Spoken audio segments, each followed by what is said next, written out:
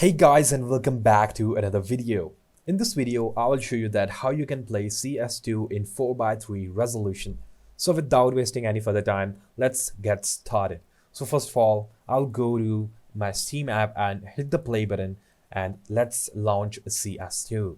So as you can see that my CS2 is now launching. So let's wait for it until it's launched and I will show you that how you can play CS2 in 4:3 resolution.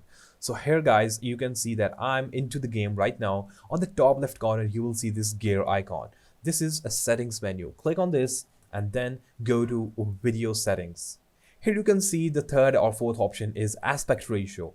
This is right now set to 16:9, but if you want to play it in 4:3, just click on this and then click this 4:3 normal option. Once you click on this, you make sure that you select the highest possible resolution if your system can afford that. And after that, just click this apply changes and you can see that the game is right now in 4:3 resolution. So that's how simple it was. You can just minimize everything from the background and you can see that the game is now running.